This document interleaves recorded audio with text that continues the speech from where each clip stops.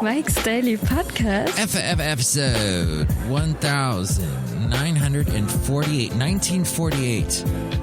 Now that's an interesting year. Mike's Daily Podcast. 1948. A lot of nations got their start. And at my heart, I think I'm smart. But I'm not that smart. Because I can't think of another word to rhyme. Art Bell. He was a guy who talked on the radio. He was swell. We've talked about him occasionally on this show where we go, Mike's Daily Podcast. Let's talk aliens. Let's talk 220 pounds of trash. What? Mike's Why is that a story? Daily There's a story Podcast. jumping out at me.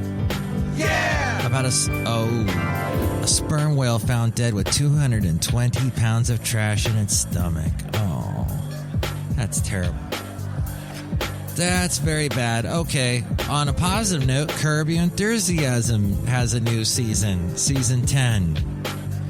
The last one was just over 6 years ago. Wait, that was the one with the guy from Hamilton, and they do a musical called Salmon. About Salman Rushdie, or did they call it Rushdie? I forget. All right, that's it. Let's hear it for bald, funny people.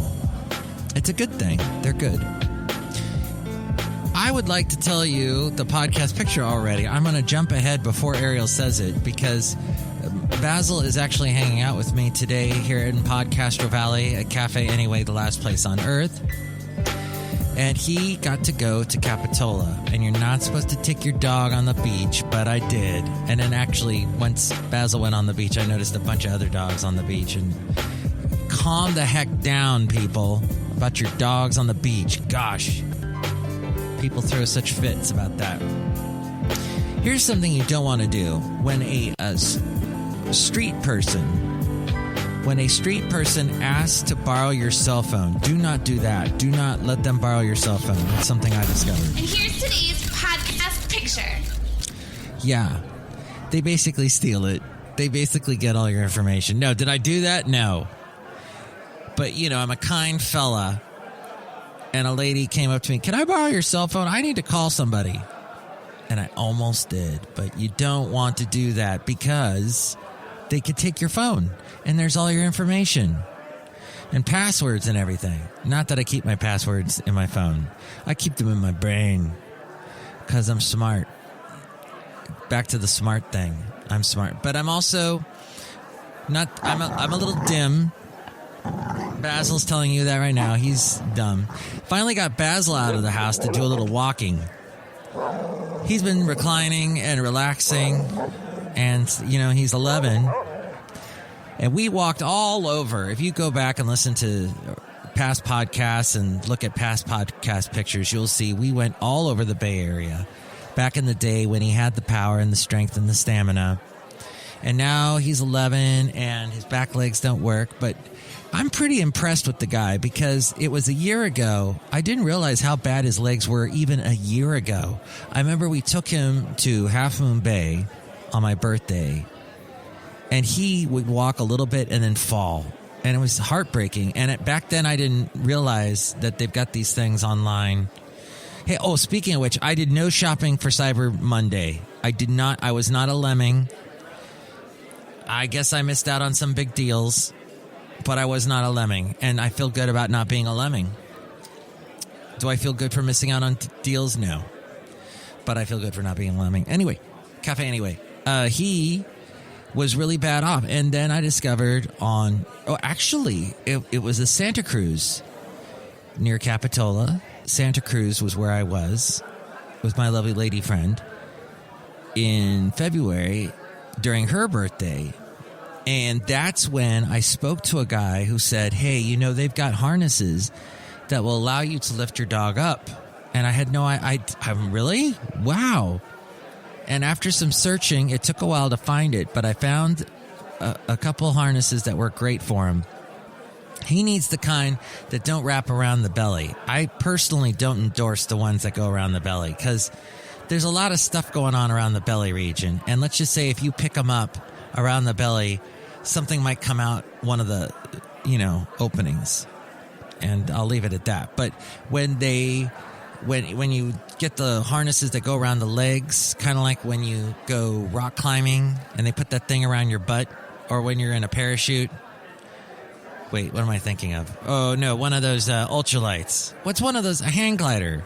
Anyway, it goes around your waist area and lifts you up by the, around the leg. I put it around his legs and lift him up. It's basically what happens. And it goes around him. I am not describing this at all correctly. But you've seen the podcast pictures where I'm carrying him, and he loves it, and it's not in any way painful to him. So it works out great. And now he's very mobile. He's more mobile than he was a year ago, and that's good. So that's an improvement. But here's the opposite of an improvement. That's a disprovement. This is a backwards thing. This is a thing I did not want to experience today in Fremont. And that was, I get to the Fremont BART, and I notice a van out front, and it says Alameda Coroner. It didn't even say coroner, like the coroner, like you see for, every single crime drama TV show that's on, which is basically all the TV shows. Or it was at one time, every single show tried to be Law and Order or CSI or whatever. But no, it was definitely the coroner department, I think is what it said. And I'm thinking, oh, maybe that's just a guy. He's parked there. No, I go in, and they've got this whole area taped off around the bathroom area of BART in Fremont. And there's all these police men and women walking around, fully, full outfit, full uniform. And then I see a gurney. But I don't see anybody on the gurney, anyone living or dead. They would probably be dead. Sings all that I saw. Before all that, as we go outside a cafe anyway, we were bringing you Mike's Daily Podcast, Summer Podcast, Joe Valley. So that was very sad. And yeah, I don't know exactly what happened. It seemed to be in the bathroom area. I didn't see anything really disgusting. But it was interesting how they didn't shut down the whole BART station, just that one area. And I'm finding that more and more BART stations are shut down for just about every single reason under the sun. But I guess somebody killing themselves or whatever happened in the bathroom did not warrant closing the whole BART station. And it was getting close to rush hour time, so that would have been bad. Hey, on an uplifting note, there are those Basil at Capitola Beach. See that picture at MikesDailyPodcast.com.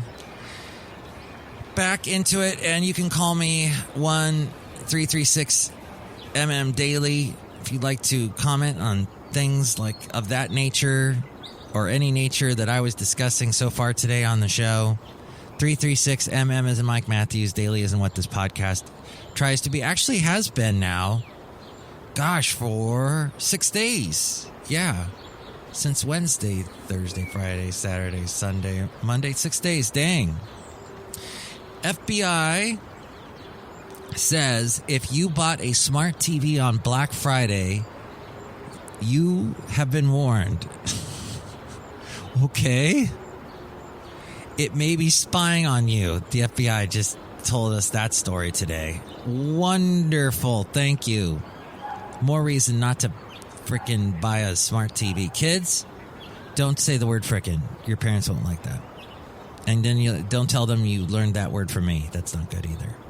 Although, you know who uses that word a lot? Kevin Cronin of REO Speedwagon. If you watch that thing that I was talking on the last podcast, the professor of rock, who doesn't really even look like a professor of rock. He looks more like a crazy hipster with a bowling shirt on.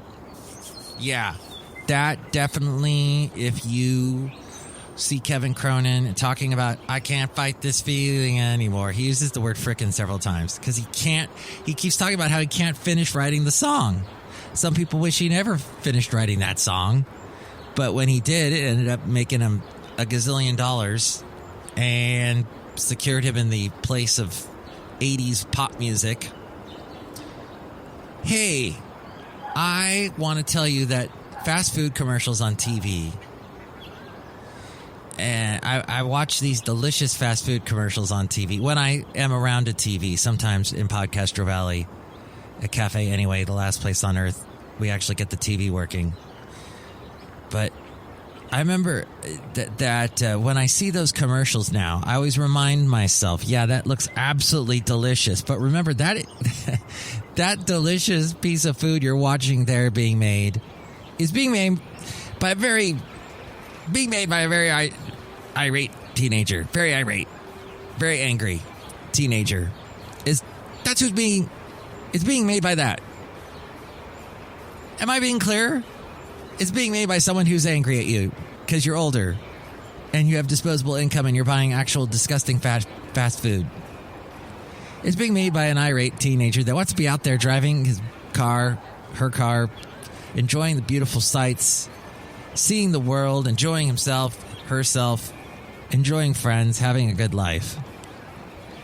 Not watching you get type 2 diabetes.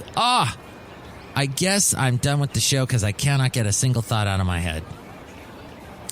Well, thank you for listening. Oh, hey, there's a couple other people outside a cafe anyway that we should say hi to right now. Let's say hi to them at this point. Hello, Mike Matthews. It's Chely Shoehart, gift shop supervisor. How come you can't talk right now, Mike Matthews? It's tough. It's. I guess there's something in the air tonight. Oh, Lord. What's that, Mike Matthews? I don't know. I was just doing a little Phil Collins thing. Look who else is here. Oh, Mike, this is Floyd the Floorman. And this is John Deere, the engineer. Yes, Mike, we all started at some point in our young lives working at fast food places. Yes. And I remember as a teenager working at a fast food place, how the food and the work and everything was just so... like you would alleviate your boredom by, let's just say, not doing the nicest things to the food you were serving to people. So, once again, fast food, bad idea. On all sorts of levels. On many, many different accounts, it's a bad idea. So think about that, is my little thought for you today. Think about being healthy, or however you say healthy, and not doing the fast food thing, and avoiding the type 2 diabetes that everyone loves to get these days. I mean, they don't love to get it. I mean, it's bad. I mean, look out. Next show, it'll be the wonderful Benita, the Disgruntled Fiddle Player, and the Brewmaster. Let me know what you think. MikesDailyPodcast@gmail.com. Oh, and here is Ariel to tell you more about these things. Take it away, Ariel. Mike's Daily Podcast is written and produced and performed by Mike Matthews. His podcast is super easy to find. Download or listen to his show and read his blog at MikesDailyPodcast.com. Email Mike now at MikesDailyPodcast@gmail.com. See you tomorrow. Bye!